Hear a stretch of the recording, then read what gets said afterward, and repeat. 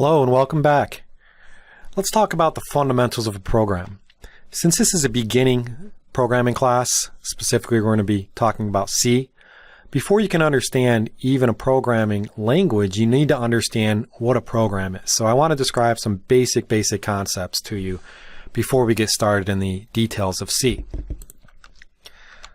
Computers are very dumb machines. You guys are, I'm sure, more than not familiar with what a computer can do and what it does. Specifically though, under the hood and what's going on in terms of when you click your browser, when you click your different applications that you use, what's happening under the hood is there is some kind of program that's running, and that program is telling the computer what to do. Computers are really dumb. They only do what they're told to. So the basic operations of a computer will form what is known as the computer's instruction set. Right, an instruction set, if you can kind of think about that, it's just how it's going to do something. So we need to tell this computer how it's going to do. We do it in the form of a program. At an even lower level, each computer has what's called an instruction set. And an instruction set is basically the instructions on the CPU, the processor of the computer. So to solve a problem using a computer, by telling it what to do, you provide this solution by sending these instructions to the instruction set. So that's what's happening when you write a computer program, is you're sending specific instructions to solve a specific problem via commands to the CPU, the processor, okay? And the approach or method that is used to solve the problem is known as an algorithm. So for you guys that understand math, an algorithm is just, again, how you're solving a problem. So for example, if you were to create an entire program and all it does is test whether or not a user enters an odd or even number, what would be described as the algorithm itself is the test, whether or not the number is even or odd. That's the algorithm. The statements that solve the problem in its entirety becomes the program. And we'll discuss this concept in algorithm. Algorithm is even more kind of related to module programming. So we'll talk about that when we talk more about the details of C. But again, I want to let you understand what you're doing when you're writing code. What's going on at the very, very lowest layer. You're going to write these algorithms that are contained inside of a program. So to write a program, you're going to need to properly write the instructions to implement the algorithm. These instructions can be expressed in any kind of statements of a particular language, programming language. So we're going to focus on C for this class, but I'm sure you've heard of other programming languages like Java, C++, Objective-C is used in iOS applications, but actually more now. It's Swift is used. But there's all these different programming languages that you can learn that essentially are going to allow you to send instructions to the CPU in the form of algorithms and statements. Also, want to talk about some basic terminology. The CPU, the central processing unit. This is the brain of the computer. This is where most of the work is being done. This is where instructions are executed. Memory. You often hear this term memory, and students often get memory very confused with the hard drive. Memory is not the same as the hard drive, right? Memory is often referred to as RAM, which is random access memory. All of the data that's stored in memory, it's a separate hardware component. It's not an actual disk drive. All of the data in a program is stored in memory, this separate hardware component. So it stores the data of the program while it's running. And we're going to talk about variables and what they mean, but a program needs to have data in order to perform calculations, in order to do algorithms. That data is going to be stored in RAM, memory. The reason we store it in memory as opposed to storing it on a hard drive is that memory is much faster. It allows the program to run much quicker. But memory is also usually not persistent across reboots, and other kind of clarification. But you should understand just this term RAM. It means memory. It's the variables and the data in the program itself where it's stored. It's a separate hardware component than the hard drive. The hardware drive is something you buy with the computer that's permanent storage. This is usually really, really large, contains gigabytes, terabytes of data. This stores files that may be resources of a program. And when you turn the computer off and turn it back on, those files are still there. When you turn the computer off and on, and the program actually stops executing and there's nothing in RAM. So understand the difference between RAM and hard drive. It's an important concept. Again, think of RAM as related to programs, hard drive related to permanent storage, and we usually put resources on there. We'll have operating system files, all sorts of different program resources. An operating system is developed to basically make your life a lot easier when you want to use the computer. Because at a very low level, a computer is just doing what it's told, and it's just instructions on using an instruction set, it would be very, very difficult to use if you were to have to understand all these instructions. So there's a program called an operating system that makes it easier for a user to use a computer. It controls all the operation of the computer, handles all the input and output via hardware, so it understands how to interact with a keyboard, a mouse, a monitor. It also manages the computer's resources, handles execution of different applications. An operating system is a completely separate class. There's a lot that goes into an operating system, but understand the basics of it. It's just allowing you to use your computer in an easier manner. Some examples of very common operating systems are things like Windows, right? Everybody uses Windows, Windows 10, Windows XP, whatever the case may be. Linux, Unix, which we'll talk more about when we talk about the history of C. Android is an operating system for mobile devices. iOS. These are specific programs that are very large that may contain many different programs that interact and make your life a lot easier with interacting with the computer. The FEX execution cycle. This is the life cycle of a CPU. I only mention this because, again, we're just describing basic terminology.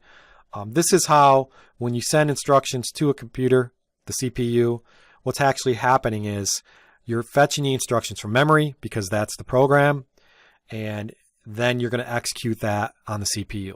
And it's this kind of loop. You're doing it over and over and over. You're repeating it. And if you've ever heard of the term gigahertz, a gigahertz CPU can do about 1 billion times a second, 1 billion instructions a second. So you can kind of imagine what's going on when you're running a computer with this fetch execution lifecycle. And here's a little illustration that I took from an image on the internet that shows you this FEX execution cycle a little bit clearer, what's going down when you're interacting with the CPU and these instructions. What's happening is you're grabbing from RAM, and RAM, remember, contains programs data. You're grabbing data there for instructions, and you're constantly decoding the data, which is stored in registers in RAM, and then executing it on different parts of the CPU, either the control unit or the ALU. It's a loop, though. It just repeats over and over and over. And again, for CPUs nowadays, you get 1 billion times a second. So when we talk about C programs and writing C programs, at the very low level, underneath everything, we're just interacting with the CPU via our higher level programming language. So a higher level programming language. Higher level programming languages make it easier to write programs. Now, if we were to have to, again, understand all these instructions on the CPU, it'd be very difficult to write. And to understand all the instructions, that usually means it's an assembly language. If you've ever heard the term assembly language, it just means you're writing a program at a very low level where it's such a low level that you understand the instruction set. And you can imagine that if you were to write all of your programs with all these instructions, it would be very inefficient and very difficult to write a program. So higher level programming languages are the opposite of an assembly language. It's a much higher level. An example is C. C is a higher level programming language. It describes the actions that the program is going to perform in a much more abstract way. You don't have to memorize the instructions on the CPU. You just understand the language itself and you solve problems through these algorithms. It looks much more like the English language. It's much more easier to understand. If you were to look at an assembly language, what you're going to see is move commands with registers, with numbers, basically just numeric statements. And by using a higher level language like C, you don't have to worry about any of this. You don't have to worry about the instruction set. You don't have to worry about assembly language statements.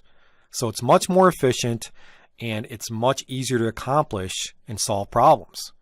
And so we're going to study C as our higher level programming languages, but other examples would be Java,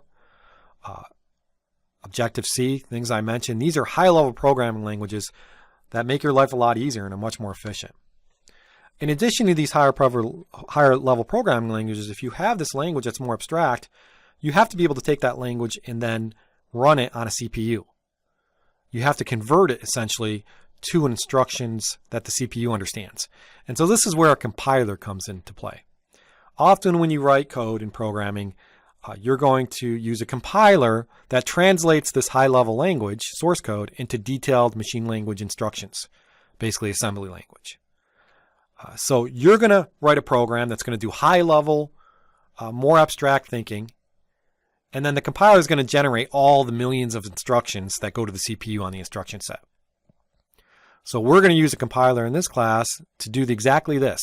We're going to write source code in a much high-level abstract form, and then we're going to run a program called a compiler to convert that code into something that the CPU understands. Nice. The other thing about compilers is they're also going to check whether or not your program has valid syntax. So when you write code, you have to follow the rules of the language. The rules of the language are essentially the syntax, whether or not you have a semicolon at the end of a statement, whether or not you use certain keywords. If you do these things incorrectly, you're not going to be able to run your program.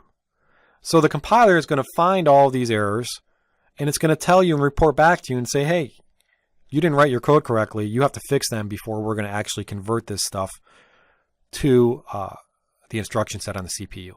So we're going to get familiar with compilers in a general sense, how to use them, how to understand what they're telling us. High-level languages are much easier to learn, much easier to program in than machine languages. That's the gist of this slide right now, is that by utilizing a language like C, it's going to be much more efficient and easier. When we write a program, we're going to actually perform multiple steps. And I found this illustration that really describes the steps in a really nice way. So I took this from a book. It's a basic set of steps when you write any kind of program. From the first step of defining the program objectives, understanding the requirements, to maintaining and modifying the program. So let's just walk through these steps real quick, and you're going to be finding that you're going to be doing this in this class. You're going to be, when you start to write a program, you're going to follow all of these steps. The first step is going to be to define the program objectives. This is where you're going to understand the requirements. You cannot start writing code unless you understand what you need to do. So you need to get a clear idea of what you want to accomplish in this step. After you understand the requirements, you're then going to start to design the code. When you design the code, this is how the code is going to meet the requirements. What's the user interface going to look like if it's required?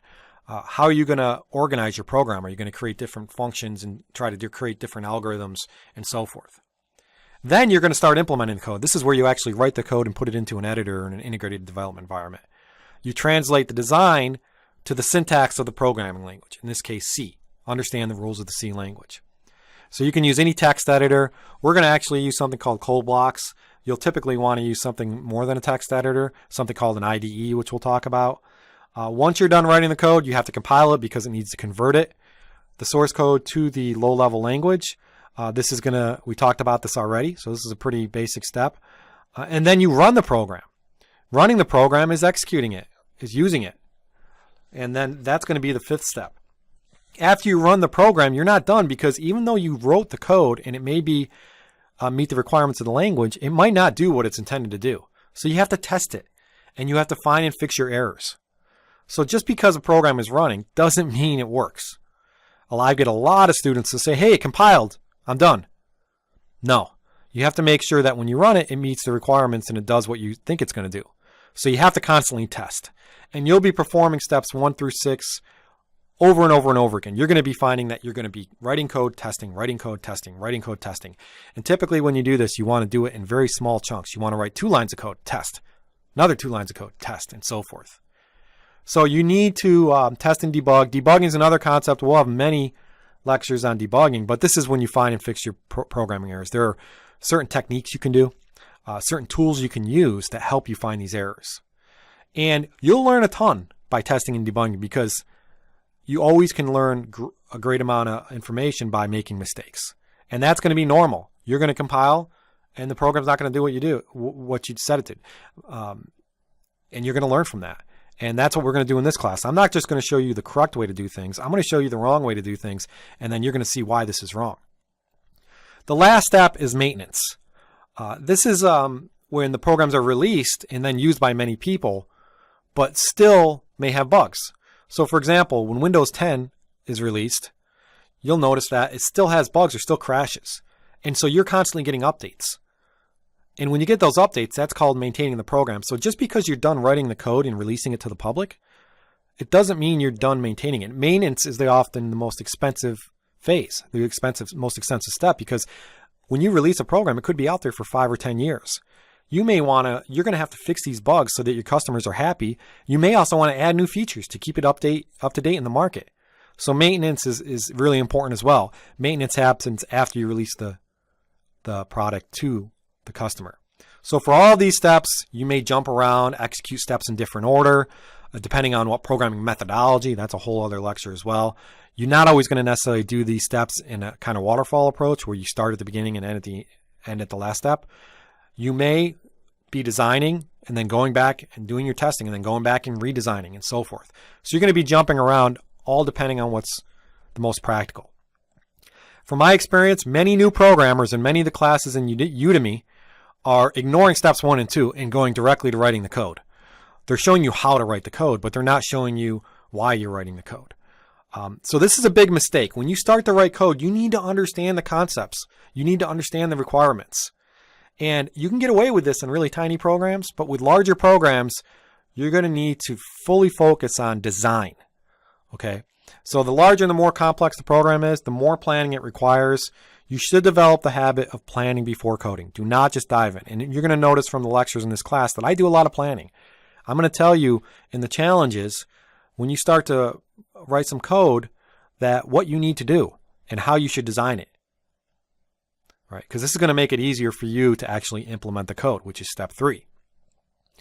So keep that in mind. You can often plan things by writing things down on paper. There's all sorts of nice documentation, designing languages out there and things you can use. But you always want to basically plan efficiently. And then as you're coding, I mentioned this earlier, but this is another very, very important concept. You always want to work in small steps, divide and conquer, and you want to constantly test. You do not want to write 100 lines of code and then say, oh, I'm done, let me go test. Right? Because now, if it doesn't work, there could be an error in any 100 lines of code. It's going to be much harder to solve that problem. But if you write code in little chunks, 5 lines of code, test it. Then write another 5 lines of code, test it. It's going to be much easier to find and fix your errors. So let's focus on divide and conquer when we write our code in this class. Well, I hope this helped. Again, this is just some basics. I wanted to provide some basic terminology. A lot of you may already know a lot of this information. But when you're learning a programming language, you have to understand these basics. Thank you.